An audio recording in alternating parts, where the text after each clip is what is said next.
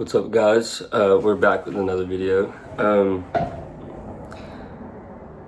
So first off, I want to thank everybody for all the encouragement. I really don't even know how to explain how it feels, but it's an amazing feeling, and I really appreciate it. It helps me out a lot, and makes me want to be stronger through this. And yeah, it's just it's so encouraging, and I'm thankful for all the comments and all the texts and everything you guys have said and reached out. It means so much, and like I said, it makes me want to continue this and be strong, not only for myself but for y'all as well, and for other people that may be scared to talk about it or bring it up and admit they may have a problem. So yeah, I really appreciate that. And so today I'm going to be kind of talking about, which I know I said in the last video I was going to be talking about 1 through 3, and I only really talked about 1, or step 1. So I'm kind of going to space out 2 through 5 on this video, and tell everybody how that was for me. So step 2 is, came to believe that a power greater than ourselves could restore us to sanity. And like I was saying in the last video, it was, I grew up going to church, and like I said, I believed whatever, but I never looked to God for anything. And as I also said, once I started working the steps, and I was like, okay, I admit, after I admitted I was, I was powerless, I'm sorry, and powerless over alcohol. That's when I kind of started I can't quit by myself. I need somebody with a higher power than me to be able to stop, because my self-will run riot. I have no self-will to be able to quit on my own. And so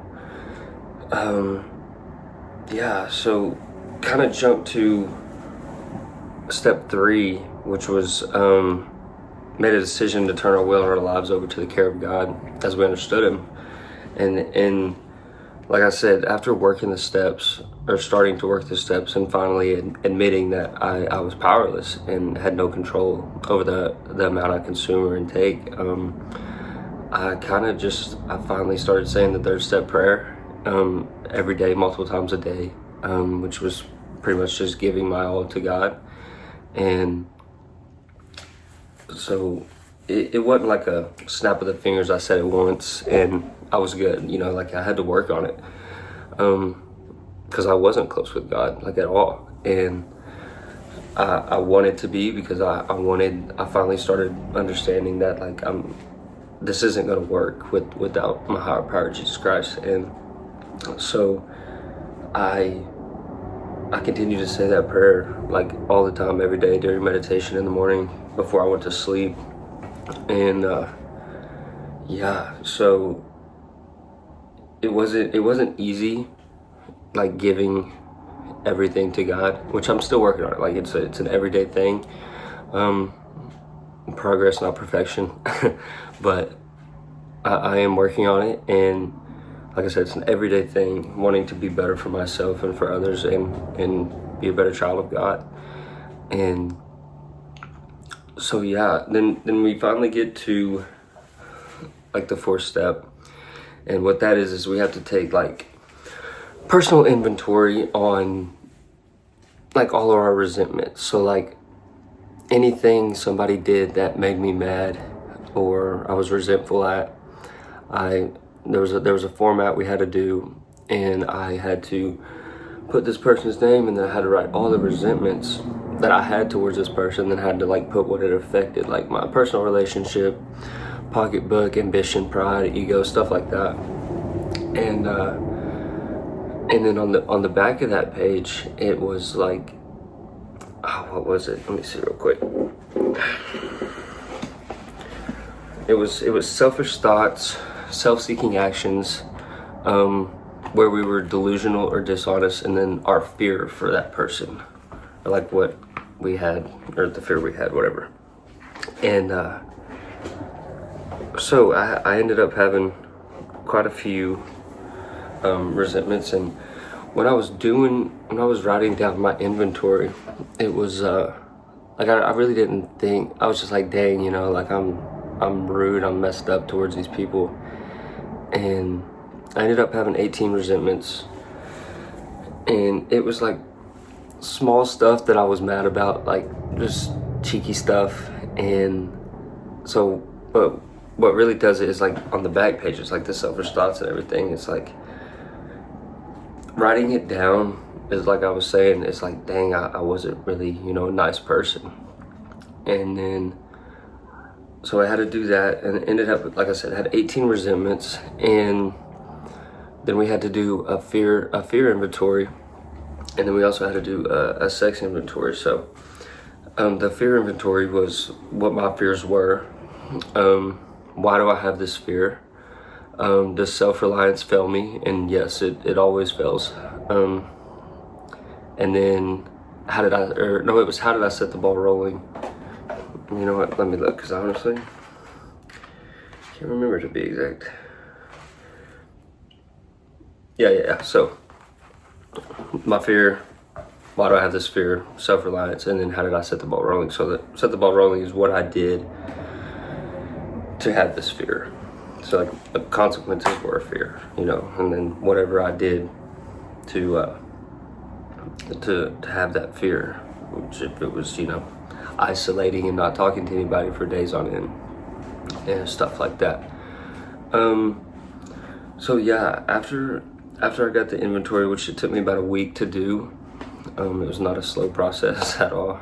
I mean, it was a slow process. It's not a fast process at all, sorry. That's when we get into like the 5th step, and I knew, like just from people talking, like I knew the 5th step is pretty harsh, and a lot of people, that's where some people kind of get their spiritual experience, and I've never had a spiritual experience. I mean, at least that I've looked for. I mean, I've been blessed to still be alive after some of the accidents I've been in and all of that, but I never really thought of it like that. And so getting into my 5th step, and basically what you do is I have to read off each resentment, everything I have written down, to my mentor and to an RA. And I was in there a total of 5 hours, I think it took, including an hour of meditation, so 4, but then hour meditation. And yeah, so I had to read literally everything I wrote down. And what the other 2 people do, they have pieces of paper, and for whoever it is I'm talking about, they write down all my character defects. So like the selfishness, self-centered, you know, like the delusion, the self-pity, you know, just a lot of character defects. And it was hard. It was hard hearing it, but I like, cause like self can't see self. So it was different hearing it, and I didn't like hearing it, obviously. Like I knew I was a messed up person and did all kinds of bad things, but hearing it from somebody else's perspective and out of somebody else's mouth is like completely different. It's like so eye-opening. Like it was very eye-opening to me. And I don't know, it was, I can sit here and probably say I had my spiritual experience in that, because after, you know, we got through with it and everything, well, I guess I should say, I just went blank.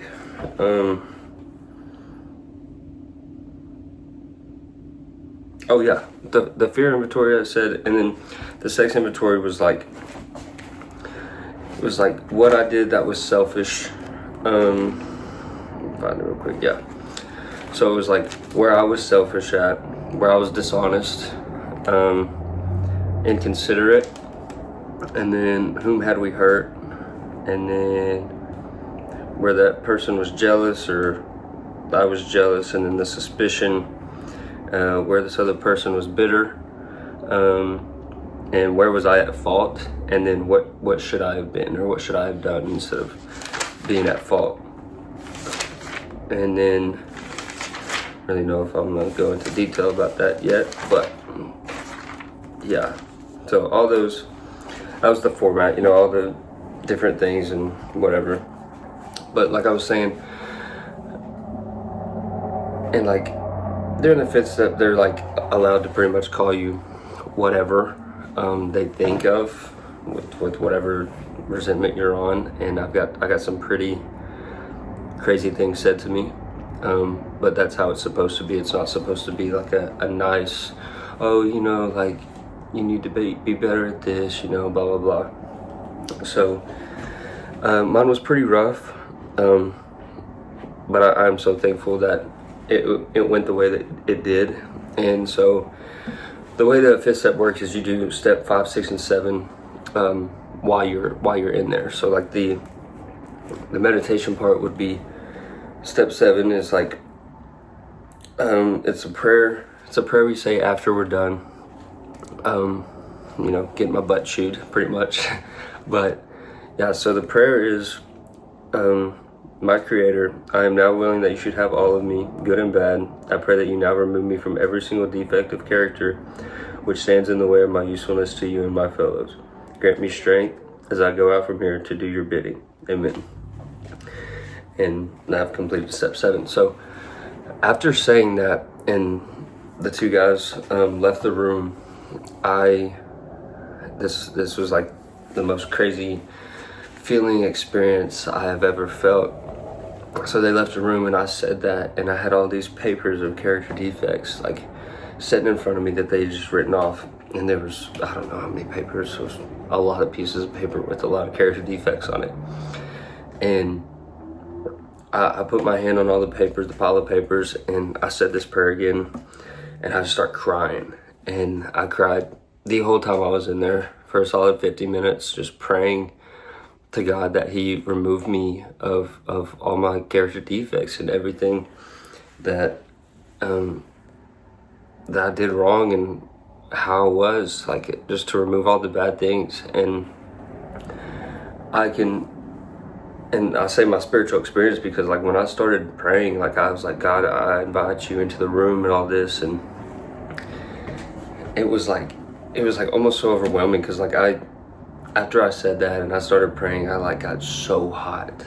Like I started dripping sweat. Like I was so hot. So I like had to take my shirt off, and I was just in there by myself, but took my shirt off. I had to roll my pants legs up because I was literally dripping sweat. And I got so dizzy. Like it was like a different kind of dizzy, but I had like my head was spinning, my eyes were closed, and I was just like, I just started bawling and just talking to God, like, and that's like the first time I've ever genuinely just sat there and talked to God and cried out to God. It was a humbling experience. It was so eye-opening. I felt like a completely different person. After a little while, like when I first got out, I was obviously numb. I didn't really know how to feel. I mean, just get my butt chewed for 4 hours, and so I was a little numb. But like the next day, I mean, I had a great night's sleep after that. The next day, I just felt like a completely different person. Like my perspective on how I view the world and look at people and everything else is just, it's been so different since that day. And I'm so blessed that I went through with that. And I don't know, it was just one of them experiences that I will never forget, for sure. And yeah, it was something, and I'm just so grateful now. I literally said while they were doing my fifth step, I was like, I need to get ungrateful tattooed on my forehead, because I mean I was just ungrateful for everything. But that's just how the addict mind and stuff works. And even growing up in a lot of the other ways, I was just ungrateful for everything I had. And a lot of the times when I'm just like sitting alone and thinking, I wish, you know, I could go back and change everything, but we can't, and we can only move forward. And so I ask God to forgive me every day. which I know he has. I'd say my problem right now is I'm still trying to forgive myself for everything and everything I put people through and the way I treated people. I thought it would be a lot easier, but it's not. So I'm still working on that. And yeah, in the 10 stepping stuff, which I honestly don't remember if I got deep into it last video, but it's like, I think I did a little bit. But you know, anytime we have like a temptation or get mad, like just the smallest thing, like somebody cuts me off while I'm driving, gotta call somebody, another alcoholic, my sponsor, and 10 step it with them, and they'll give me like a corrective measure to do to get out of self, to get out of my head, anything that makes me not want to go use again. So 10 stepping has been huge. Obviously that I've talked about the nightly a little bit. What's the word? I just went blank. A rough view of the day, constructive view of the day, of my day, and that's been very helpful. You know, actually sitting down and being able to look back on my day and like, okay, where was I selfish and where was I dishonest or delusional? It's just stuff like that I can grow from, and give myself for the next day to be better about. Yeah, so that just the whole 5th step experience, like I was saying, it was just insane. And I did my 5th step on a Wednesday, and we had family day that Friday. So I had a long week. So it was 5th step Wednesday, all day was with my family, or most of the day was with my family. They came down, my mom and dad came down, and we had these classes with the therapist, and there was a lot of crying, especially by me. And walls were taken down between me and my parents that I didn't know were there, from both sides. And it's the best feeling ever. Like growing up, me and obviously most of y'all know I was adopted by Daniel, my dad, when I was 3, 4, and it was great. He was my best friend up until I was probably, I don't know, 12, 13, 14, somewhere in there. They had told me that, I'm kind of getting off topic, but this is a big part of my life. So I think that's right around the time they told me that I was adopted, and I just pushed myself away, and I put this wall up and just was completely different to him. Like, it was like we haven't spent the last 10 years together, and that's one of the biggest things I regret doing. But like I was saying, going back to the family day, that day took those walls and those barriers down between us, and I think we're closer than we've ever been, and I'm so happy to say that. I love being around him. I'm mad at myself. So I'm still trying to forgive myself for it, obviously, but just taking all that time away. I mean, I took almost 10 years away, but I would say our relationship now is better than ever. Like, it's easy to talk to him. I want to be around him and stuff like that now. Like, I look forward to seeing him, and our hugs are genuine now, I feel like. And I don't want to cry, but and it's just, I don't know, just the whole, the whole experience itself is just, it's easily the best thing that's ever happened to me. I mean, even with my mom, I feel like she's my best friend, and she's always been there for me, but there's been a lot of times where I was not her best friend, and I was not nice to her, and it, like I said, it does suck, but we're where we're at now, and that's all thanks to God, and he he really is amazing, and he does work in crazy, mysterious, amazing ways. I don't know how to really explain it. Everything's just been awesome since I got off my butt and went to rehab. It's the best decision I've ever made in my entire life, and I want to continue to live for him, obviously, and continue to just be better every day, for myself and others. Yeah, I mean, I kind of got through that pretty quick, I feel like, but yeah, I just wanted to kind of give y'all my experience with the fifth step and kind of what it was, and how it's made me grow up in so many different ways and just look at the world different. Like it's not about me. Like it's not about me at all. I know kind of where I'm at and what I've been doing the past couple months is, but it's so much bigger than that. I'm just so blessed for the new relationships, the growth in my relationships with my family I have now. It's just unbelievable, and I'm so grateful to be where I'm at right now. But yeah, I mean, that's really all I wanted to talk about today on this video, is just kind of giving my experience with that. I do have another Bible verse. Somebody actually mentioned in the comments, so thank you. It's 1 Corinthians 10 verse 13. It says, "No temptation has overtaken you that is not common to man. God is faithful, and he will not let you be tempted beyond your ability, but which the temptation he will also provide the way of escape, that you may be able to endure it." So with that, it's like, since the day I've been out of treatment, I've not had like a single temptation to go and want to drink, or desire to go and drink.